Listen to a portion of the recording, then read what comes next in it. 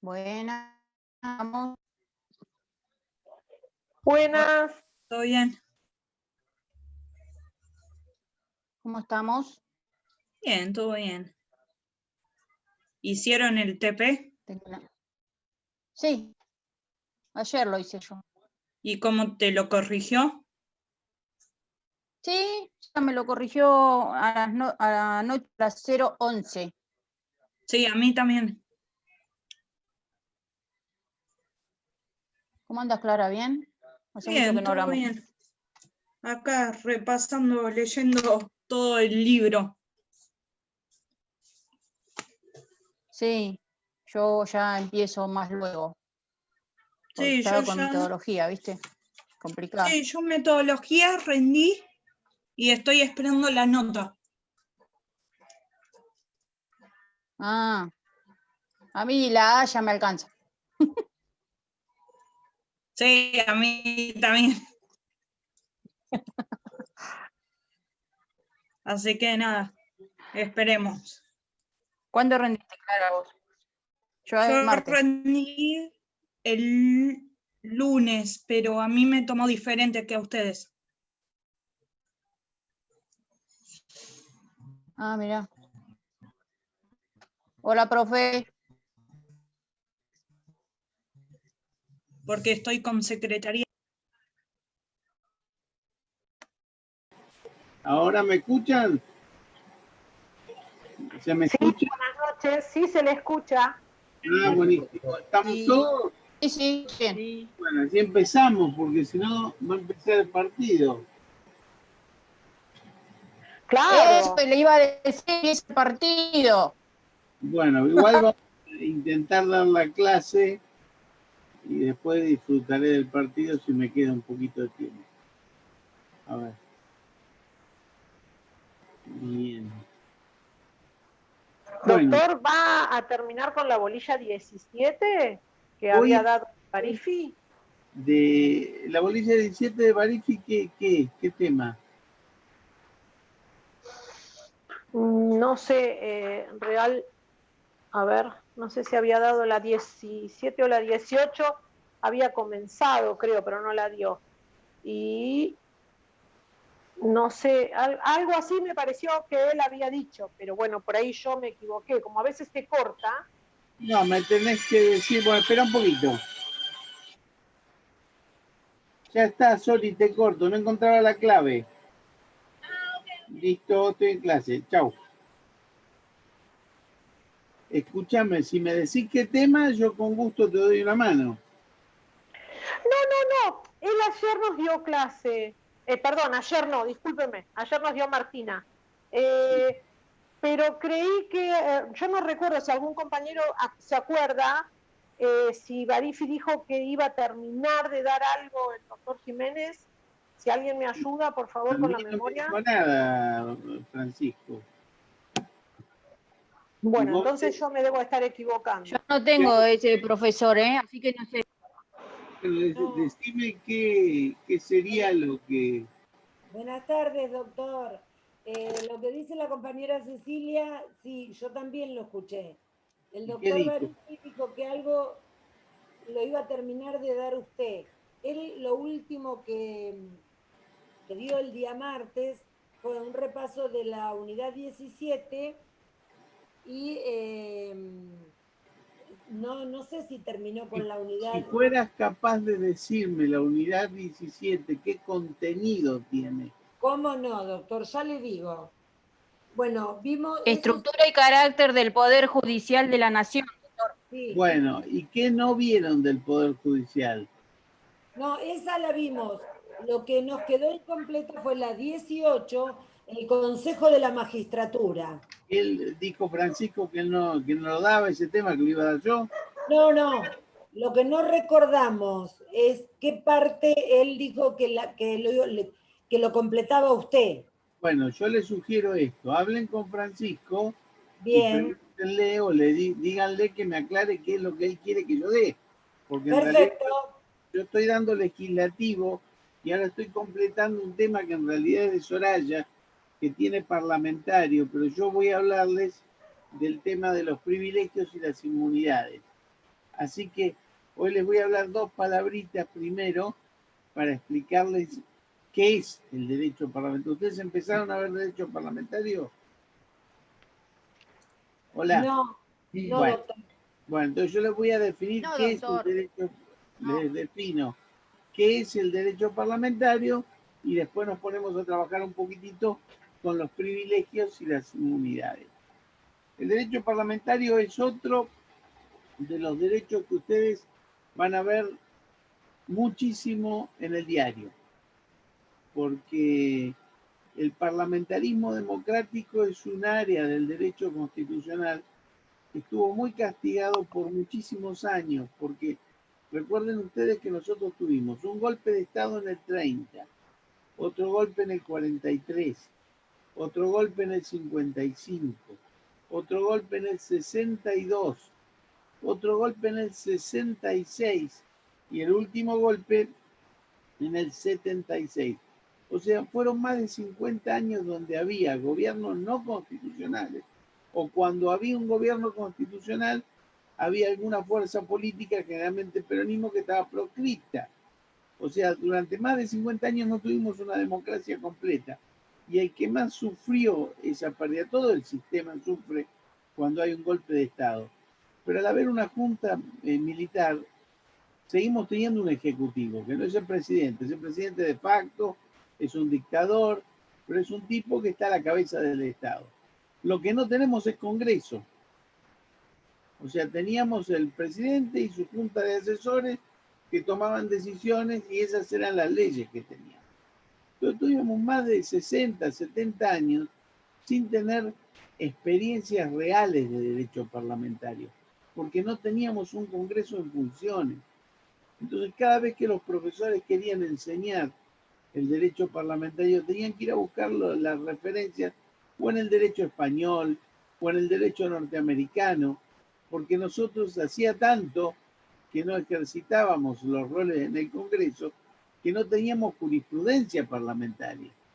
Entonces fue muy bueno que a partir del 83 se empezó a trabajar en el Congreso, más allá de todo lo que vimos, de la pérdida del poder del Congreso de la Nación, del exceso de poder del presidente, que es una deficiencia del sistema, pero de hecho hay un Congreso que funciona y toma decisiones. Entonces, lo que pasa día a día en el Congreso, cómo se eligen las autoridades en el Congreso, cómo son las sesiones del Congreso, cómo funciona el Congreso, qué atribuciones tiene frente a sus pares y frente a terceros, y finalmente qué privilegios y qué inmunidades tiene el Congreso.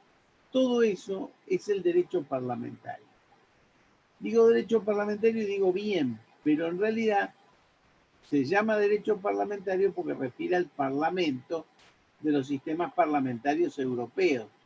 Nosotros tendríamos que decirle derecho congresionario, porque no tenemos parlamento, tenemos congreso, porque tenemos un sistema presidencialista que tiene un Congreso de la Nación y un poder ejecutivo. Los sistemas parlamentarios tienen o un monarca o un presidente y un parlamento, que es la suma de las dos salas de diputados y senadores. Entonces, por eso lo que hacen los legisladores se llama derecho parlamentario, aunque en Argentina no haya un parlamento. ¿Me entienden esto? Es lo que se usa decir. Entonces, ¿cuál es el aporte del parlamentarismo democrático? Y hago esta diferencia porque por lo que les conté. Nosotros tuvimos muchos años donde no se daban situaciones hipotéticas en los textos. Los profesores enseñaban el derecho parlamentario y para dar ejemplo tenían que recurrir a otros países. O ir a la época del primer radicalismo, o ir a la época del unionismo, o a la época de Mitre, porque no teníamos situaciones. Entonces, los dos aportes relevantes del parlamentarismo democrático es intentar que la decisión de gobierno no se lleve a cabo sin más, que es lo que justamente pasa hoy, porque requiere de una previa discusión y aprobación por parte de los parlamentos representativos.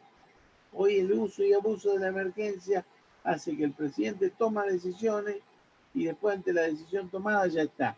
Y hemos perdido la costumbre que las decisiones políticas se deben adoptar donde el pueblo discute por medio de sus representantes.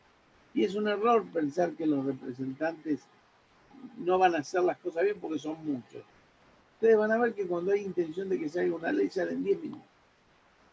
Bien. Y a veces el Parlamento o el Congreso se mueve bien. Vean ustedes que se han dado miles de situaciones. Hasta el hecho del parlamentario con su novia en el Zoom tocándole no sé qué cosa. Todo eso está regulado por el derecho parlamentario. Tuvimos el último caso de un parlamentario que renunció si no lo hubieran echado. Tuvimos otro caso de un parlamentario por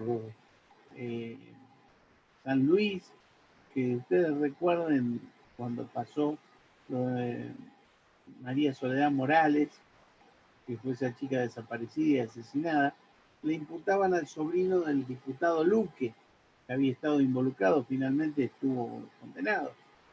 Y el diputado Luque dice, no, mi sobrino no fue de ninguna manera, ¿cómo va a hacer esas cosas? Y en un momento... Catamarca, doctor. En Catamarca, perdón, tenés razón. En un momento dice Luque, pero además, si mi sobrino hubiera sido, se creen que nosotros no lo hubiéramos tapado todo y acá no habría pasado nada. Al decir eso, inmediatamente generó que sus padres lo echaran por estar alegando una acción delictiva. Todo eso suma para saber cómo se ejercita la autoridad del Parlamento frente a las partes y frente a terceros. El caso Sojo, que es un caso muy viejo, un caso donde el Parlamento puso preso, el Congreso tiene en el sótano unas pequeñas celdas, y pusieron preso a un periodista que era Sojo porque hacía caricaturas de los diputados y los senadores, y en un momento él, como se hacía en los juicios, que mientras estaba haciendo el debate, él iba haciendo caricaturas. No le gustaron las caricaturas y lo mandaron al sótano, preso, demorado. Hay potestades que tienen los parlamentarios cuando se está alterando el orden, siempre que el hecho no llegue a ser un delito común. Entonces lo mandaron en cana al periodista, el periodista llegó a la corte, y ahí la corte dijo, en realidad no tenemos competencia originaria, y lo mandaron al juez de primera instancia y la cuestión terminó con Sojo fuera. Pero también eso sirvió para que se discutieran cuáles son las potestades del Parlamento, no ya frente a los pares, sino frente a terceros que irrumpen o están en la sala. Bien, entonces es importantísimo tener siempre presente, ustedes y yo también, como ciudadanía, que la decisión del gobierno tiene que hacerse en un lugar donde se discutan las cuestiones.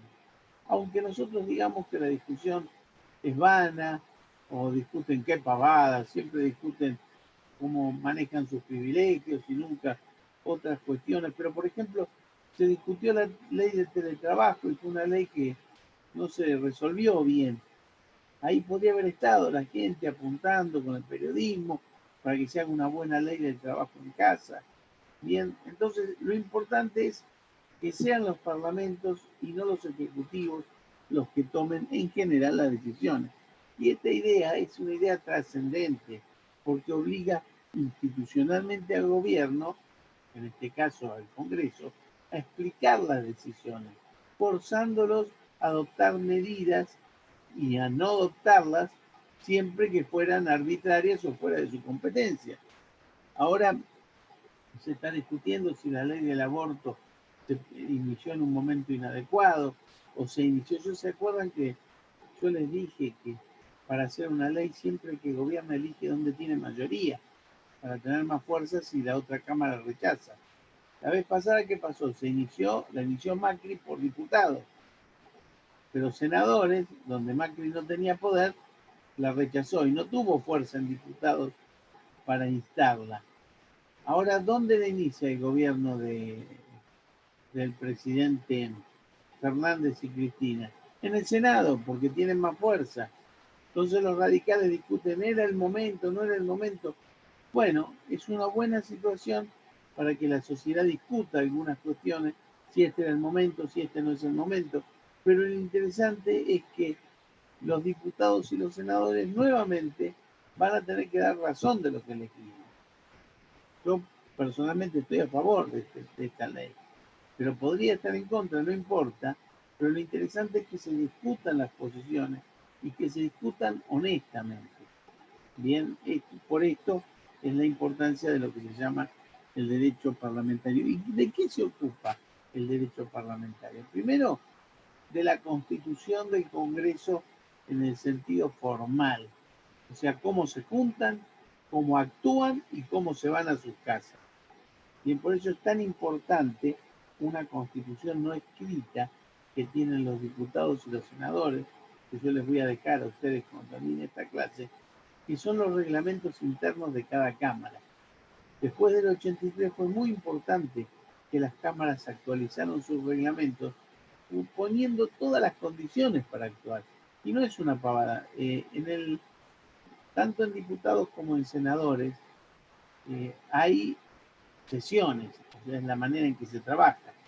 Siempre se sesiona en el tiempo donde no están en receso, del 1 de marzo hasta el 30 de noviembre. Ese tiempo de sesiones puede tratarse o de sesiones ordinarias, o de sesiones extraordinarias, o sesiones de prórroga. Todo eso es el diario de todos los días. Hoy estamos en plenas sesiones ordinarias. Y en sesiones ordinarias el Congreso puede tratar cualquier cuestión que se le ponga por delante. No hay límite. Las sesiones ordinarias se tratan todos los temas. En vez de las extraordinarias, son sesiones que se convocan cuando el Congreso está en receso. Imagínense que en el mes de febrero el presidente tiene una cuestión muy importante, un estado de sitio para declarar porque hubo una emergencia. Entonces declara el estado de sitio y convoca sesiones extraordinarias al solo fin de que el Congreso le diga si está bien o está mal el estado de sitio. O por ejemplo, el presidente decide intervenir una provincia. El gobierno federal a los fines de la intervención es siempre el Congreso de la Nación. Y después el presidente, una vez decretada la intervención, pone a la persona del interventor. Pero imagínense que se arma un lío bárbaro en Jujuy por el tema de Evo Morales o porque tienen muchos casos de coronavirus y se desmadró el gobierno, pide auxilio a la federación, pero lo pide auxilio en febrero. Entonces la intervención la hace el presidente por decreto. Ahí tiene que volver a llamar a extraordinarias para que el Congreso le diga que sí o que no a esa intervención. La característica es que en una extraordinaria solo se trata lo que se estableció en la extraordinaria. Hay algunos que discrepan, dicen, no, una vez que llamamos al Congreso extraordinaria, bancate que traten todos los temas. Dos posiciones. Y después están las sesiones de prórroga.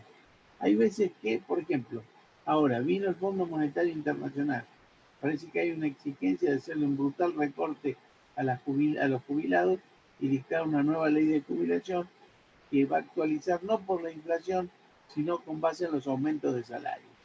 O sea que todos estamos presuponiendo que los aumentos de los jubilados van a ser pocos, pero es lo que requiere el Fondo Monetario. Esto les digo en teoría, yo no sé qué hablaron, pero se dice que es lo que requirió el fondo para ayudar a la Argentina con los créditos que tiene. Imagínense que están tratando una ley tan importante y llega el 30 de noviembre y no se sancionó la ley. Entonces pueden prorrogar las sesiones, pero ahí sí, es solo para terminar lo que quedó pendiente. En todos esos tiempos, aparte hay otras sesiones más que no están en la Constitución, pero están donde, en los reglamentos de la Cámara, que son las sesiones preparatorias.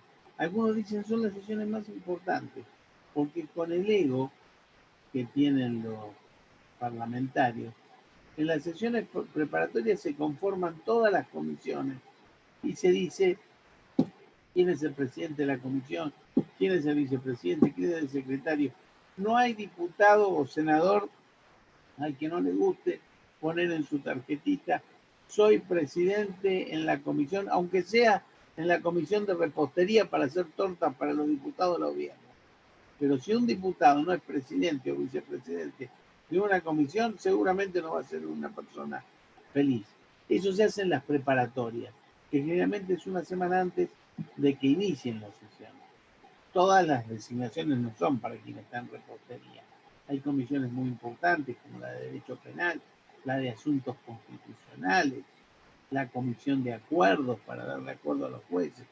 Esas todos se pelean por ser presidente, vicepresidente. Y aparte, en las sesiones preparatorias, cada 2 años, se estudian los títulos de los nuevos legisladores.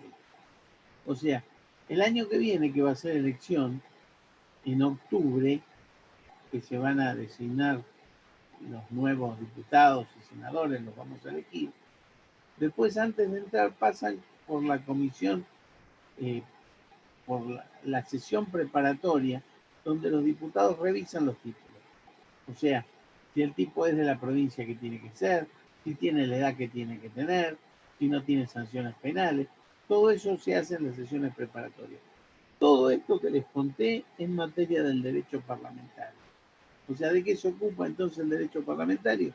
De la constitución del Congreso, de quiénes son los legisladores que se incorporan al cuerpo, el juicio de validez de las elecciones, de los miembros del Congreso.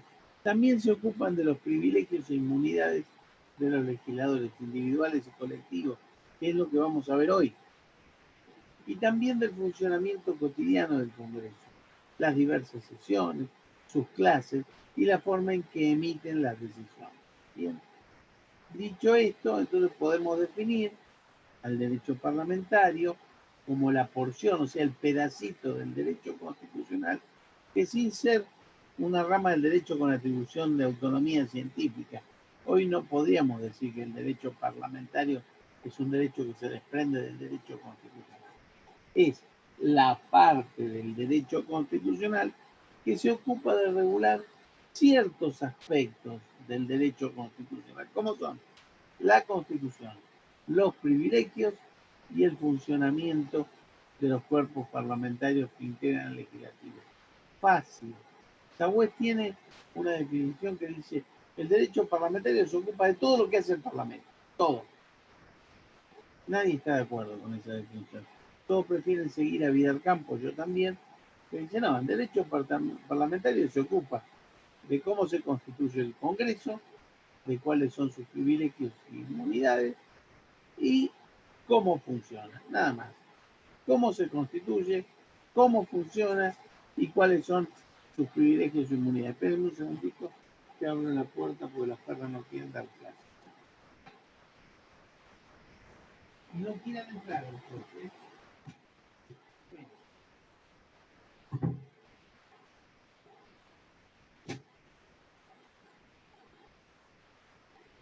Terrible, ya ni los perros me quieren escuchar.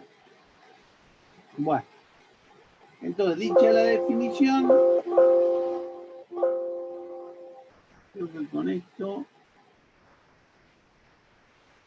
terminamos la cuestión y podemos ir al tema que nos convoca, que es ya uno de los aspectos del derecho parlamentario, que es los privilegios y las inmunidades de los legisladores. Vamos a empezar. A ver, acá ya la cosa tiene un matiz. ¿Cuál es el significado y cuál es la clasificación? Primero, vamos a ver si está bien que los llamemos privilegios y que los llamemos inmunidades. Si no, parecen que los legisladores son privilegiados y son como los superhéroes, inmunes, invulnerables. Nadie les puede hacer nada. No, en realidad estos llamados, mal llamados privilegios e inmunidades, son en realidad imprescindibles para garantizar el rol institucional del cuerpo y sus integrantes. Imagínense que mañana el Partido Justicialista necesita tener el quórum necesario para que funcione el Congreso y para poder votar la ley del aborto en el Senado. Y allá van todos los senadores, pero los radicales se acomodan con la policía y en el camino hacen parar a 3 senadores que van con su auto, necesarios para dar el quórum. La policía los detiene, dice: pero usted tiene un poquito roto, acá tienen un papel vencido, el de la, ¿cómo se llama esta que hay que hacer todos los años? DTV. Aparte, este auto es demasiado nuevo, quiero saber cuándo lo compró. Digo: mire, no tengo, acá tengo el registro, el seguro y el papel verde. No me puedo, usted me va a tener que acompañar. Y se lo lleva lo mete preso y se pierde la sesión. Por eso los legisladores, y por otras cosas, tienen inmunidad de arresto.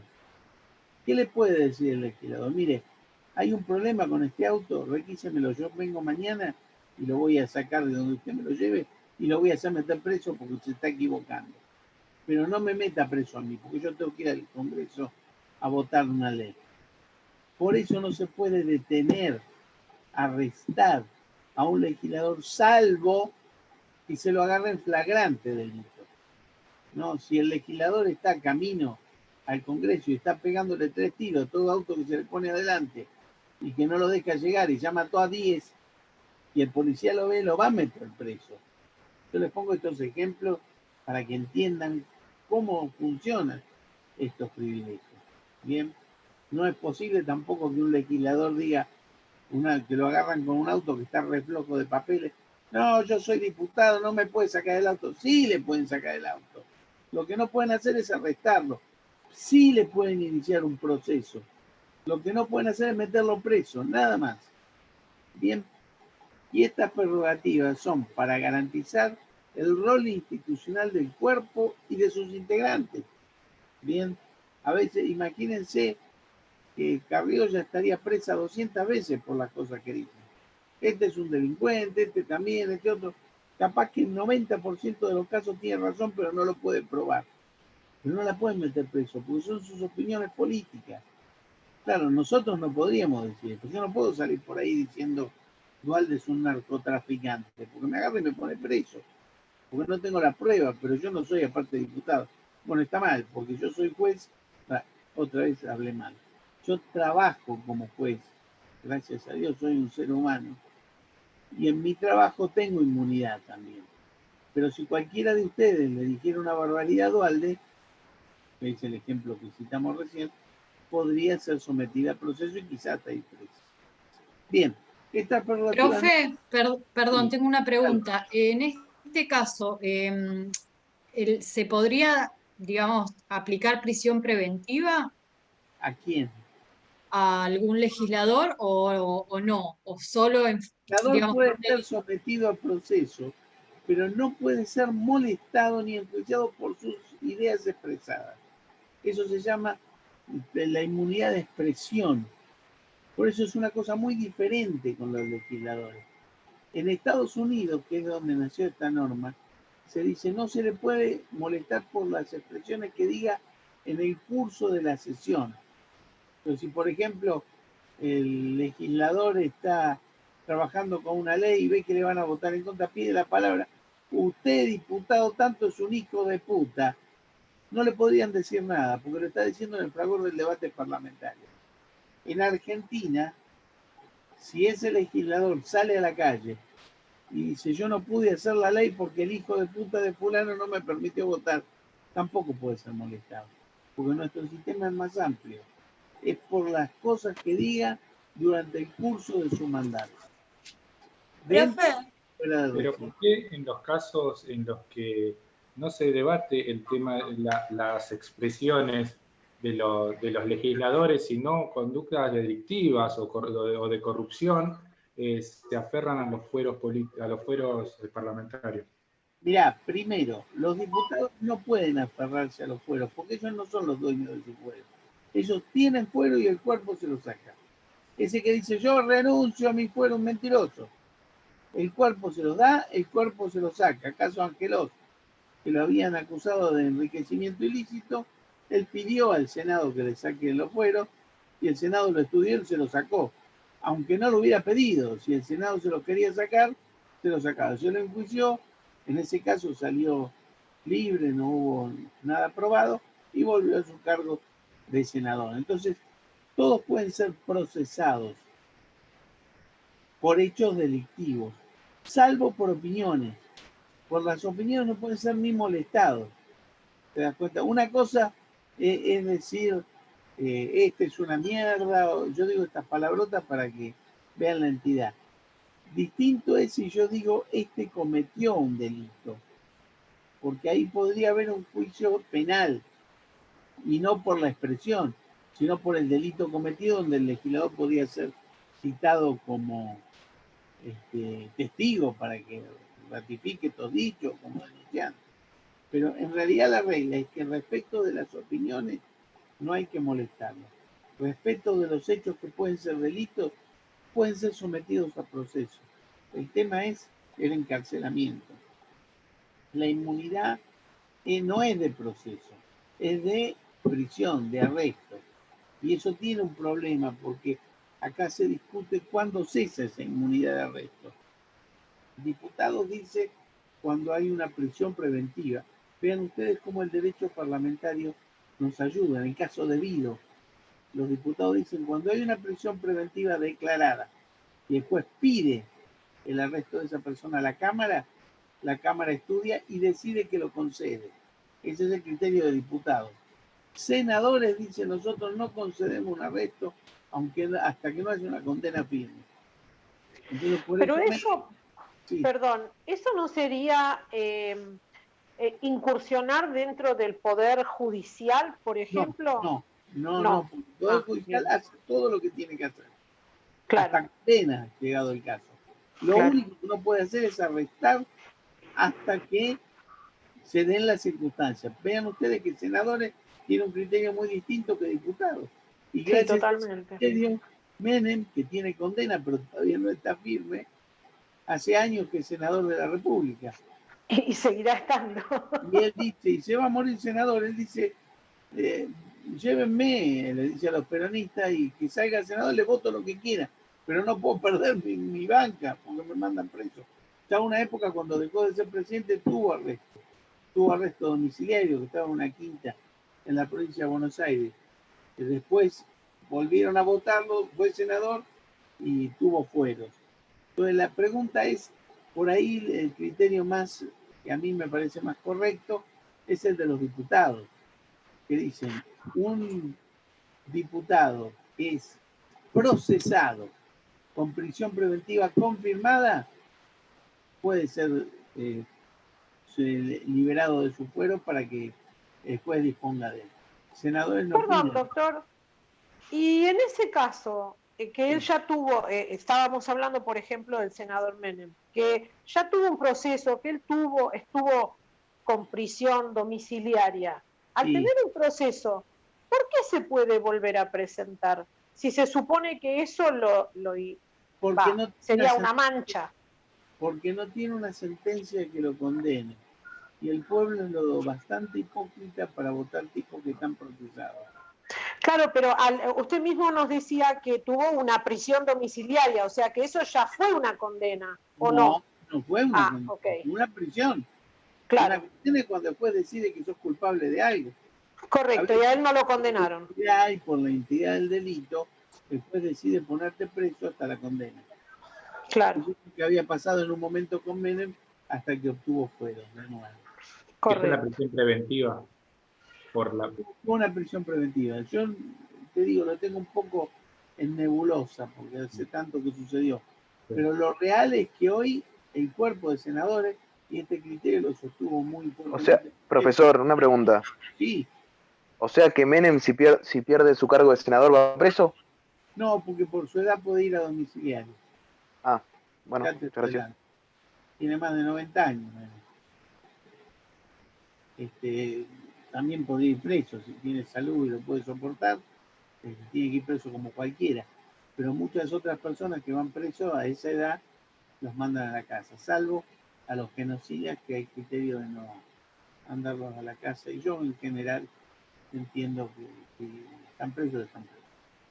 Eso es una cosa, salvo por supuesto una enfermedad, un cáncer terminal, una enfermedad que no permite que esa persona esté en la institución carcelaria. Bueno, hay razones humanitarias que indican que puede estar en la casa. Bueno, me parece bien que me pregunten. Seguimos un poquito más con el tema y si tienen dudas me van preguntando. Pero ¿me entienden ahora por qué es tan importante el diario acá? Porque tenemos discusiones de los legisladores que causan jurisprudencia. Hoy tendría que haber un fallo de la Corte en algún momento que dirima y que diga, bueno, señores, nosotros vamos a declarar inconstitucional la decisión de uno de los dos cuerpos para que estén de acuerdo los dos cuando una persona puede ser sacado de su fuero. Salvo que la Corte diga es una materia propia del Congreso y no me puedo meter porque es una cuestión política, que es muy probable que lo diga. Bien, la finalidad de estas prerrogativas es la de asegurar la independencia, jerarquía y funcionamiento del cuerpo. Vean que es para todo eso, pero en realidad es para garantizar una prueba de ladrones, en muchos casos, cosa que está mal, ¿bien? Pero bueno, nosotros estamos para edificar las instituciones, pero como todos buenos constructores, tenemos que ver dónde está la mampostería podrida, quitarla, edificar una nueva, pero siempre con el material que corresponde. Bien, Vidal Campos denomina garantías de funcionamiento del Congreso, porque a él no le gusta decir ni privilegios ni inmunidades. Y yo estoy muy de acuerdo con Vidal Campos, porque no son ni siquiera de los legisladores, son garantías para que funcione el Congreso. Quiroga les llama prerrogativas, porque dice los privilegios son de los monarcas, privilegios tienen los reyes. En todo caso, los legisladores tendrán prerrogativas. ¿Cuál es el significado y cuál es la clasificación de las dos frases, privilegios e inmunidades parlamentarias? Conceptualmente, por supuesto, no le vamos a dar privilegio a una casa, a la Cámara de Diputados, a la Cámara de Senadores. Se le dan a las personas estas garantías de independencia del cuerpo. Pero para poder instrumentar la defensa del órgano al que pertenecen. Vos tenés inmunidad de arresto porque tenés que estar en el cuerpo para votar. Bien. No pueden ser declinados o renunciados voluntariamente. Esta es la razón. No puede venir, por eso cuando se hacen los cancheros, desde ya que renuncio anticipadamente a mi fuero, y lo digo frente a la gente en televisión, mentiroso, no podés renunciar. Andá y pedí que te lo saquen y que te lo saque el cuerpo, y después no llores. Estos privilegios e inmunidades que garantizan la existencia misma de las autoridades creadas por la Constitución. Bien, porque la Constitución tiene mucho interés en que las autoridades de los tres poderes de Estado estén vigentes. Tienen por objeto asegurar la independencia del Congreso frente a cualquier ataque a su investidura de sus miembros. Y está bien eso. Y a fin de que ellos puedan expresarse libremente en las sesiones correspondientes. En la década de 1880 o antes de llegar al 30, con las grandes etapas corrupciones, por ejemplo, cuando Lisandro de la Torre investigaba los famosos saladeros y las corrupciones de la Ítalo y otras empresas que eran terriblemente fuertes y las empresas ponían a los legisladores y en un momento decidieron pegarle un tiro. Se le cruzó Enzo Bordavere y lo mataron a Enzo Bordavere. Ustedes tendrán que ver una película inmensa que se llama Crimen en el Senado de la Nación, que la protagoniza, ahora se me cayó, este muchacho que ahora vive en España. Muy buena película que explica cómo fue la vida de Lisandro de la Torre peleando por causa justa y cómo... ¿Leo Baraglia? No, ese es mucho más chico. No. Que se casó con una española muy bonita. Después se lastimó estando en la playa, tuvo que andar con... Miguel Ángel Solá. Miguel Ángel Solá, gran actor. Yo le sugiero si con Volver, Argentina.ar, alguna de estas plataformas que tienen películas americanas, busquen Crimen en el Senado de la Nación, grandísima película. Bueno, entonces, que se puedan expresar libremente en las sesiones correspondientes. Decía Joaquín B. González que privilegios e inmunidades parlamentarias son todos los derechos y poderes de las asambleas legislativas y que son indispensables para su conservación, para su independencia y seguridad, tanto respecto a los miembros como los restantes miembros de la corporación. Su vigencia no cede ni siquiera en estado de sitio. Claro, Joaquín B. González escribe estas cosas donde los legisladores corrían riesgo, sobre todo si peleaban por los derechos del pueblo. Los agarraban a tiros, le mataban a la familia. Entonces no era fácil ser legislador. Era bueno tener privilegios o garantías de cuarto. Bueno, acá tengo un cuadrito que habla de las inmunidades y privilegios. cuáles son los individuales y cuáles son los colectivos.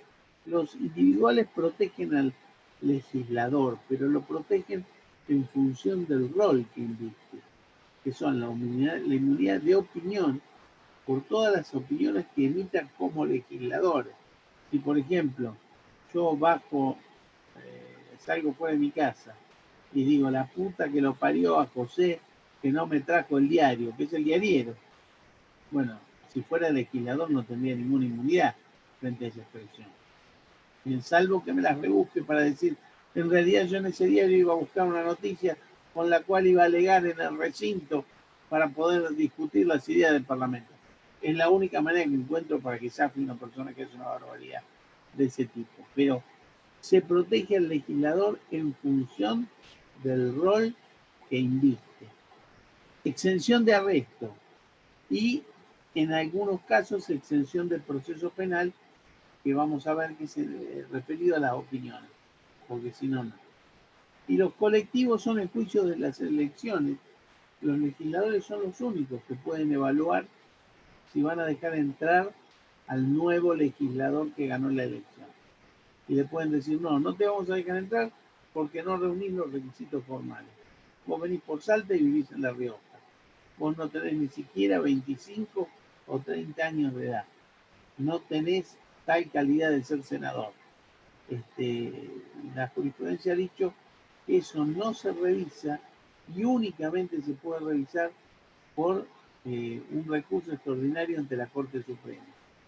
Esto pasó, les dije yo, en el caso Patti, que había sido, se los conté en la otra clase, me parece. El intendente de Escobar, que ganó como legislador y no lo dejaban entrar por indignidad moral. La Corte dijo, no, los requisitos tienen que ser los formales. Por indignidad moral lo pueden echar una vez que entró, y eso pasó. Después lo hicieron como a Luque. Lo echaron por indignidad moral. Otra potestad, un privilegio que tienen como colectivo es dictar sus reglamentos. No puede ni el Ejecutivo ni el Senado dictar el reglamento de diputados, ni diputados dictar el reglamento del Senado. Y aún con el reglamento dictado, los legisladores pueden tomar la decisión de dejarlo sin efecto en un momento y en un caso específico. Son soberanos en ese aspecto.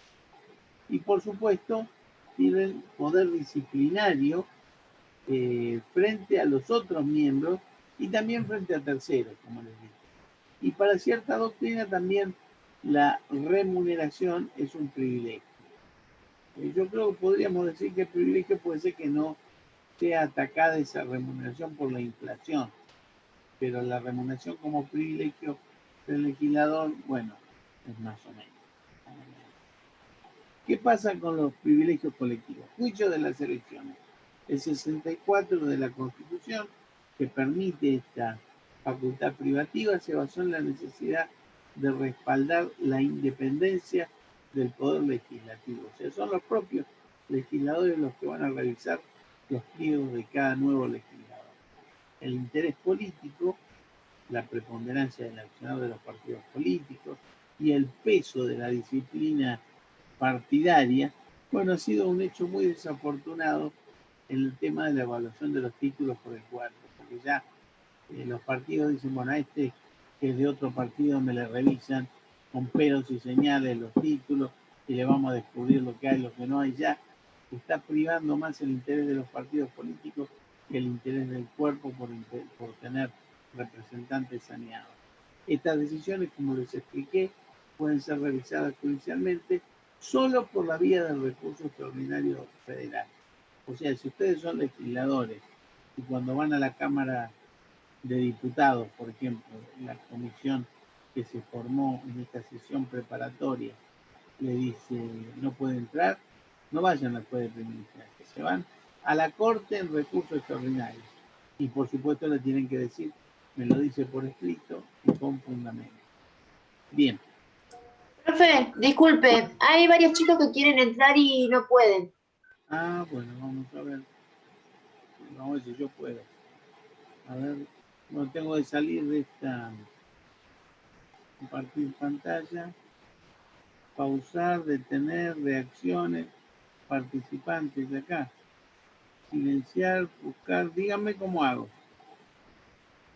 Compartir pantalla no, pausar, detener, grabación, reacciones, seguridad, vista de la Profe, hablante. la parte de arriba le tiene que figurar y los tiene que aceptar, creo.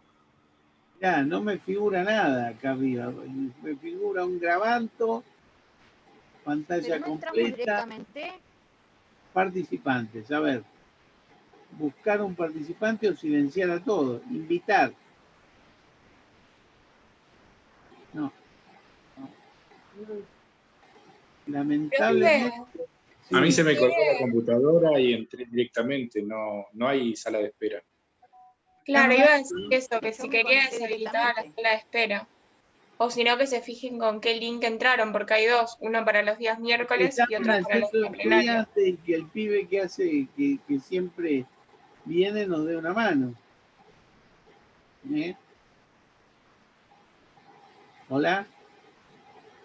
No, deben estar con otro link de acceso, con otro Bueno, código. entonces seguimos la Con otro clase. profesor, capaz.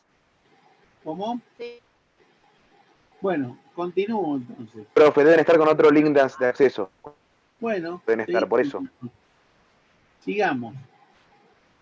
Entonces, además de un derecho y una garantía, es un deber de las cámaras dictar el reglamento, y esto trasciende a la mera cuestión instrumental, porque al hacer el reglamento ponen sobre la mesa cuáles son las reglas de juego particular para articular un debate democrático. Un caso concreto es cuando tanto diputados como senadores quisieron disponer las sesiones virtuales. Recuerdan que hubo un lío bárbaro, sobre todo en el Senado, que Cristina, como presidenta del Senado, intentó pedirle a la Corte que le avise si era su potestad la de poder decidir la sesión virtual.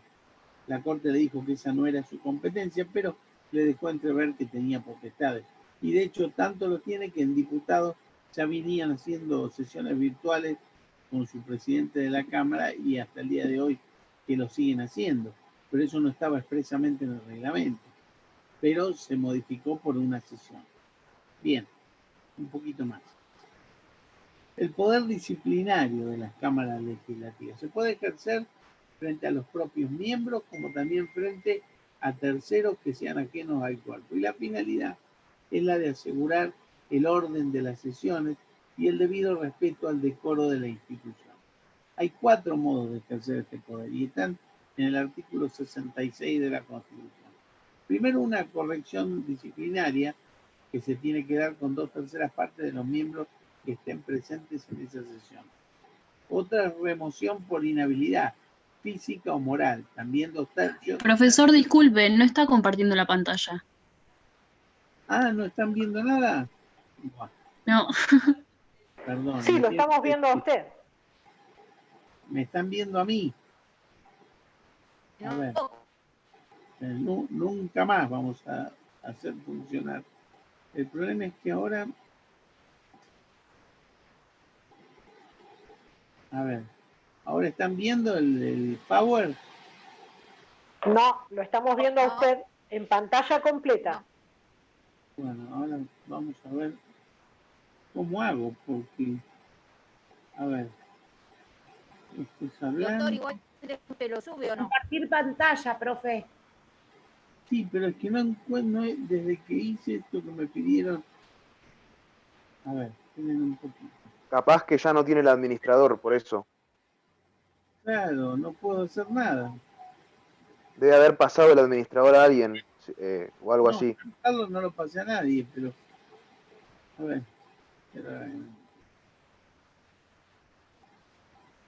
Bueno, hagamos una cosa. Ustedes me ¿No le ven. aparece compartir pantalla abajo? Ahí ¿Será porque aparece Solange Cambriani, por ejemplo. ahora soy yo que estoy hablando, pero tiene abajo donde dice participantes, chat? No tengo nada de eso. Porque está en pantalla completa, entonces apriete la tecla en la computadora, la ESC, para salir ¿Cuál? de la pantalla. La ESC, la que está arriba, Escape. Escape, a ver, Escape. Así sale de la pantalla completa. Acabo de apretarla y no pasa naranja de nada.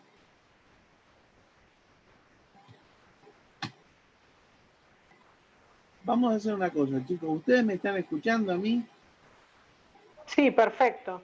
Y bueno, me están viendo la cara, lamentablemente, que es lo único que les puedo mostrar.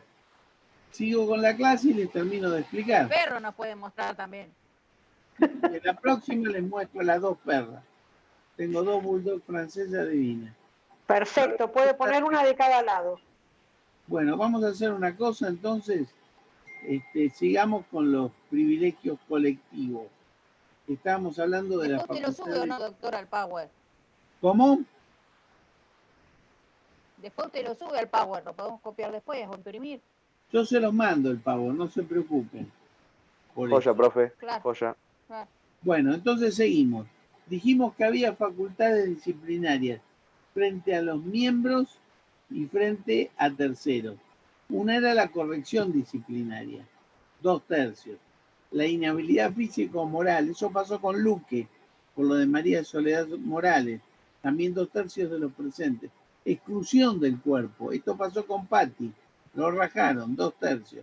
Y la aceptación de la renuncia voluntaria de algunos de sus miembros, mayoría absoluta. Eso fue lo que pasó con el diputado Porno de la última sesión.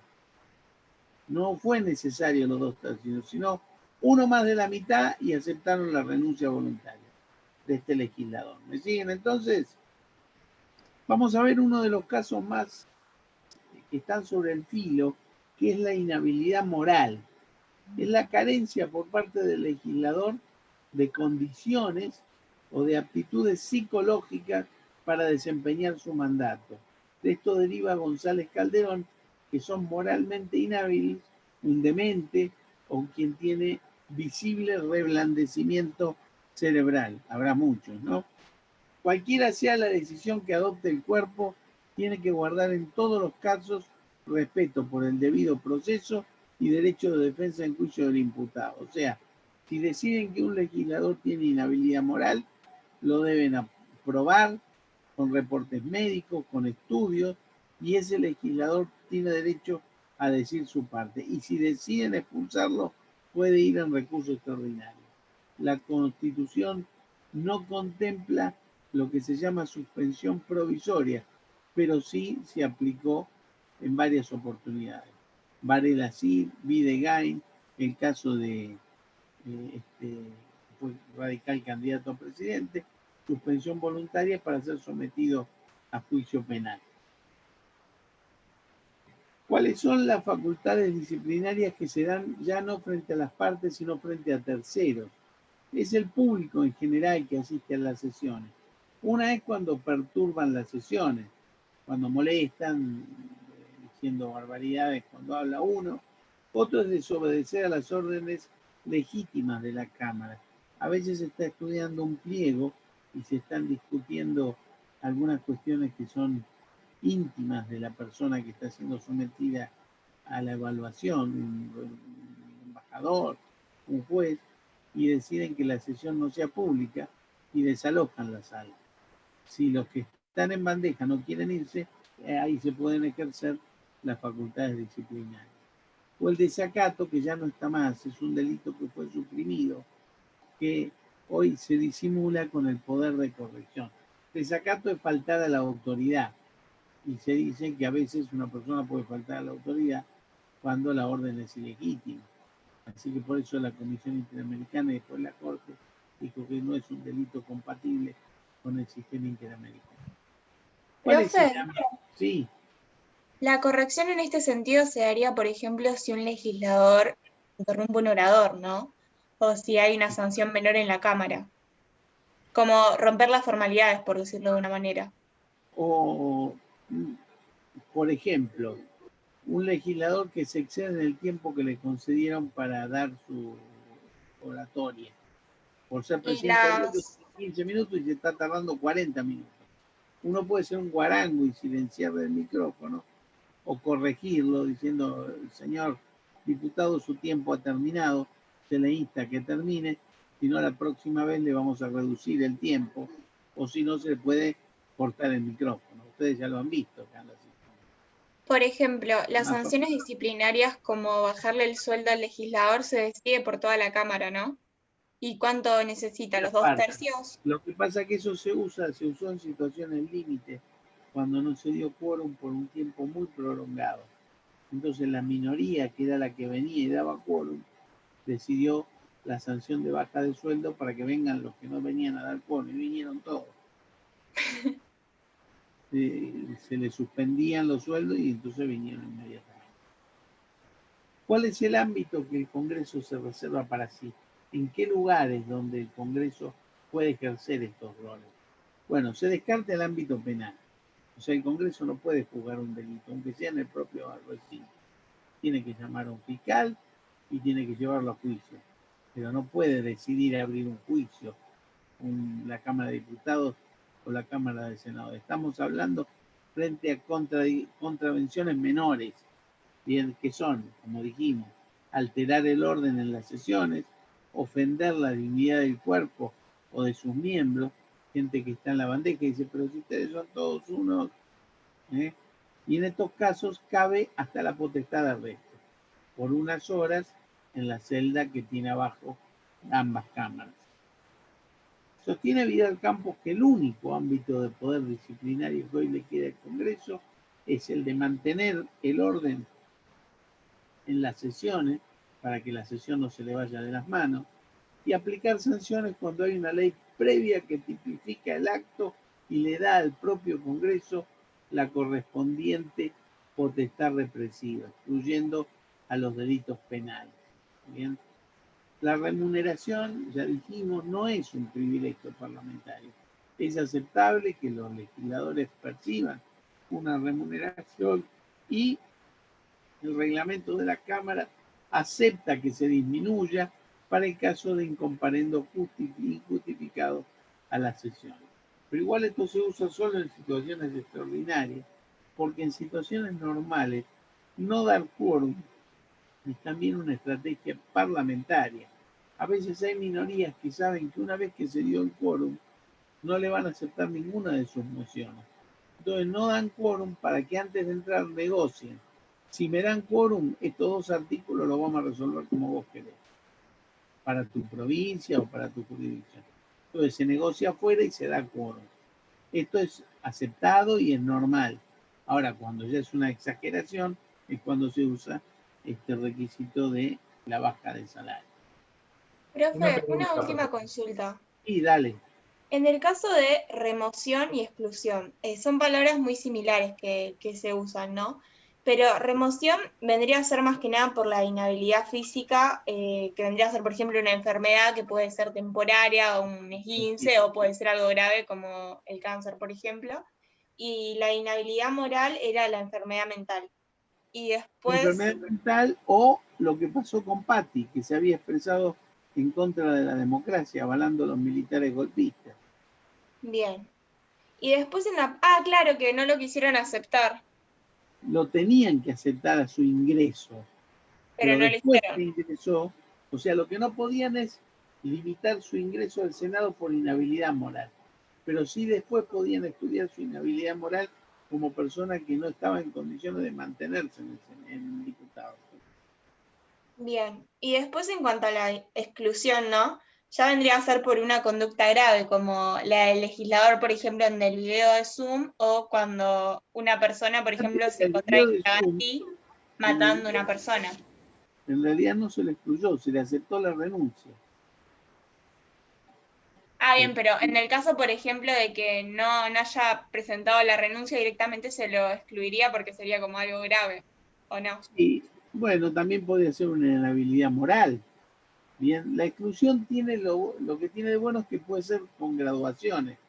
Lo excluimos por todas las sesiones que se vinculen al tratamiento de este tema, porque demostró que no respetaba a los oradores del otro bloque. Todo el cuerpo lo excluye en esas sesiones, pero no en todas.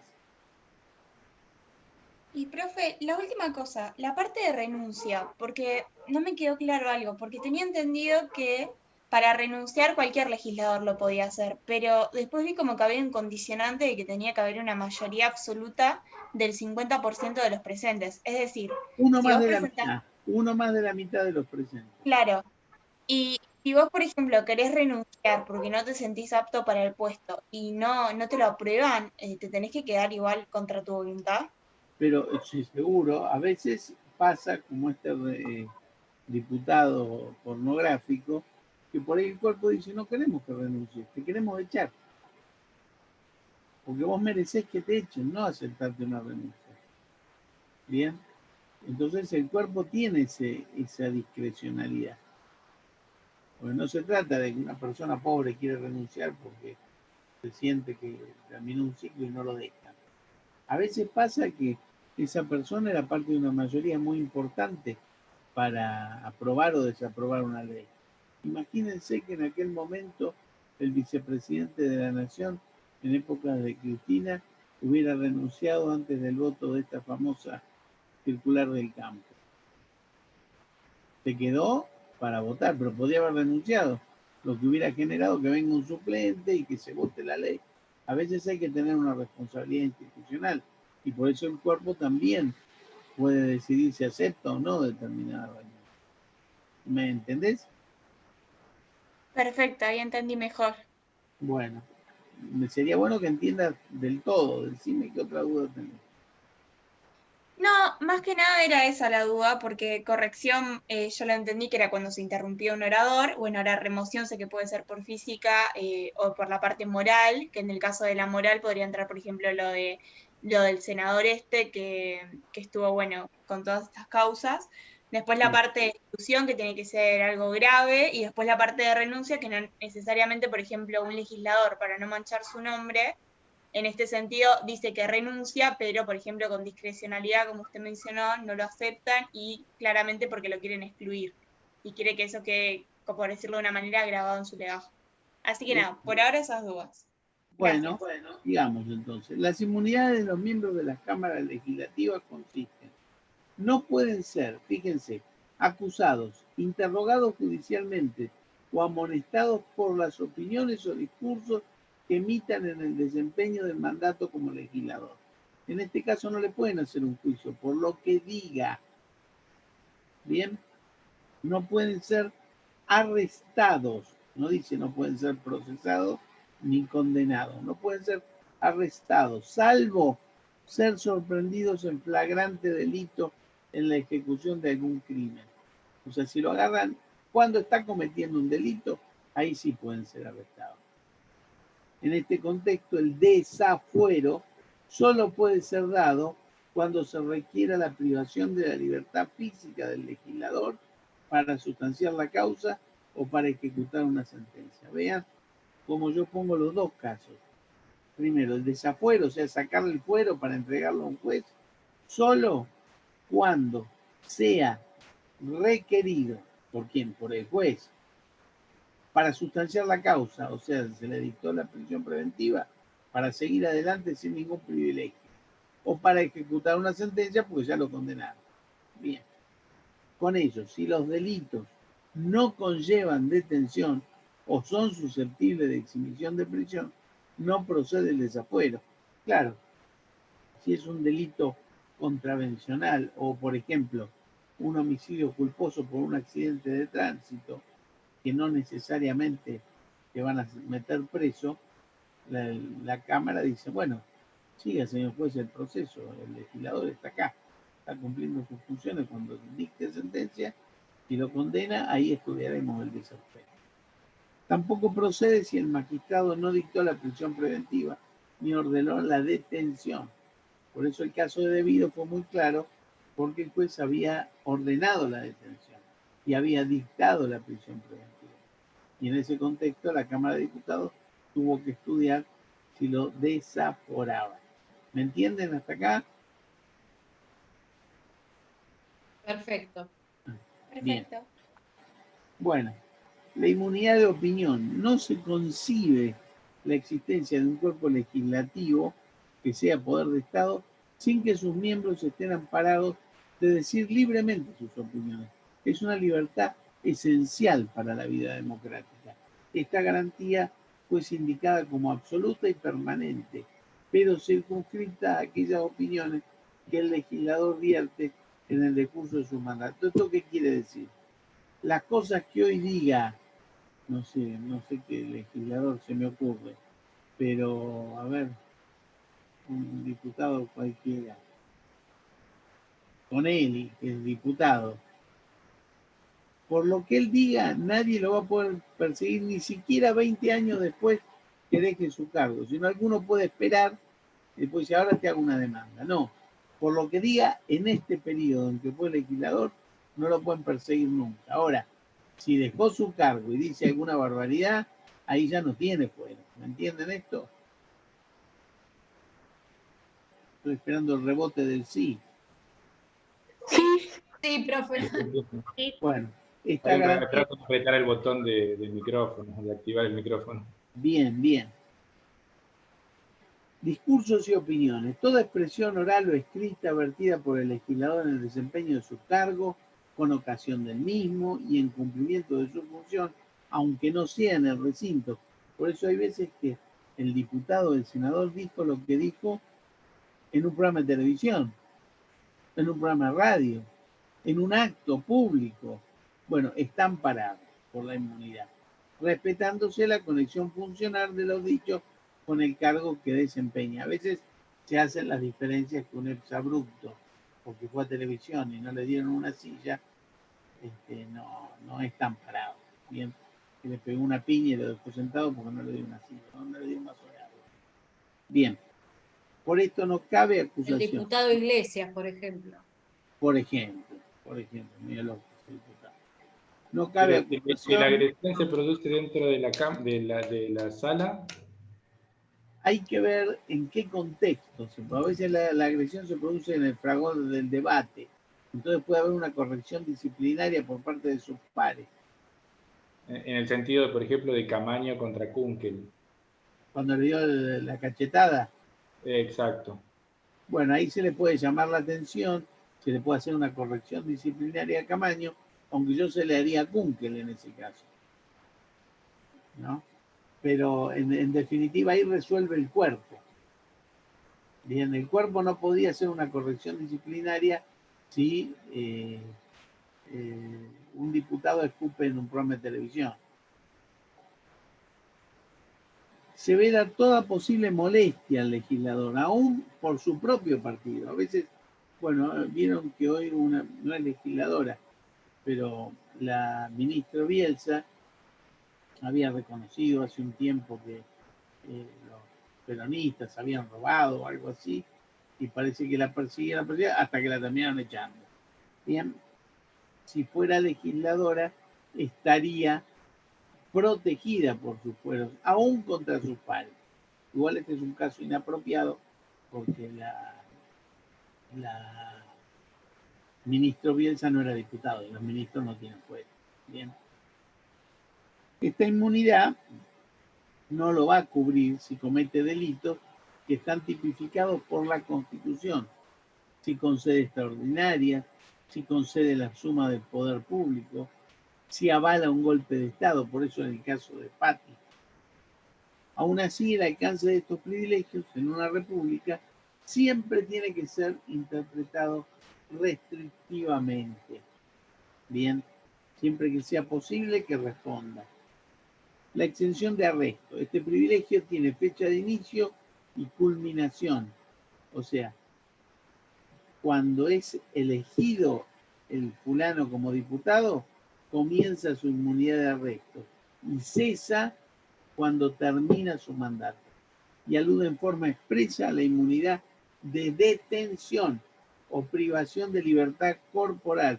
Entonces no alcanza el proceso que se inicie, salvo que sea sorprendido infraganti y que el delito merezca pena grave. Bien, si al momento del delito pasó, la detención del legislador no es procedente. O sea, se le imputa un homicidio, que es un delito grave, pero no en el momento del homicidio. Se lo investiga y creen que puede haber sido él. Bueno, hasta que no tenga preventiva y lo pida el juez, no se estudia el desafuero. Aún en estos casos, el arresto será transitorio porque el juez tiene que poner el hecho en conocimiento del cuerpo para que disponga lo conducente. O sea, ¿qué les quiero decir? Si el legislador le pegó 3 tiros a la esposa y ahí lo agarraron, el juez lo arresta, pero inmediatamente tiene que poner ese hecho en consideración del cuerpo para que estudie qué hace. La lógica es que el cuerpo le da el desafuero y queda preso. Pero en este país la lógica, vieron, a veces no tiene mucha lógica. Este privilegio no evita la acción de la justicia, sino que la demora. Pregúntenle si no a Menem, si la demora o no la demora.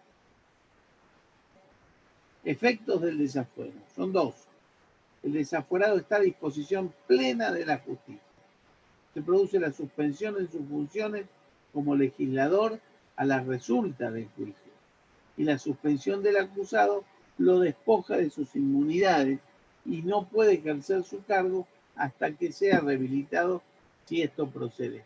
Tampoco puede venir un diputado y decir, estuve 4 meses como desafuero, súmenmelo a mi periodo porque me nombraron inocente. No, el periodo que perdió su fuero y estuvo fuera del cuerpo, perdió los fueros. No se recupera ese tiempo. La ley 25320 reglamenta las inmunidades de los funcionarios y agregó los fueros de los fiscales y de los jueces. Fue tachada de inconstitucionalidad porque exige a los jueces, para allanar o por producir escucha a legisladores, que solicite la autorización de la respectiva Cámara. Y esto es un poco complicado, porque si el juez está investigando y le pide a la Cámara, a la presidencia de la Cámara, que le autorice a hacer una escucha de un diputado, hay desconfianza en que por ahí el presidente pueda avisarle al legislador o se filtre la información. Es una investigación judicial. Bien, con esto, muchachos, creo haber terminado con el tema de los fueros. La semana que viene voy a ver si termino algunas cositas pendientes del Poder Legislativo, pero no sé si va a ser la última clase o después queda otra más. ¿Qué otra más? La última.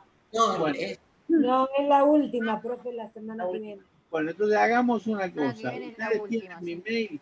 Si hay algún tema que les parece muy bravo y que quieren que se lo explique, se ponen de acuerdo, me mandan un mail. Y Gracias, yo profesor. que les parezca, ¿eh? Buenas noches, Profe, profesor. Sí, Perfecto. se me ocurrió, porque tal vez todos no coincidimos en qué tema nos cuesta. Entonces tal vez podemos hacer una clase de consulta donde cada uno anote sus dudas y Está mientras bien, tanto la hacemos bien. más dinámica. Eso lo podemos hacer, pero si tienen algún tema en particular y se llegan a poner de acuerdo, también díganmelo si les preparo la clase. Yo me pongo a disposición igual, no hay problema. Gracias, profesor. Gracias, profe. Bueno, hasta luego, chicos. Hasta luego. Gracias. Buenas noches. Profe, gracias. Chao, buenas noches, profe. No sé cómo irme ahora. Ahora. Arriba a la derecha, salir de pantalla completa, y abajo a la derecha, salir. Ahí está, finalizar reunión para todos. Hasta luego, muchachos. Hasta luego.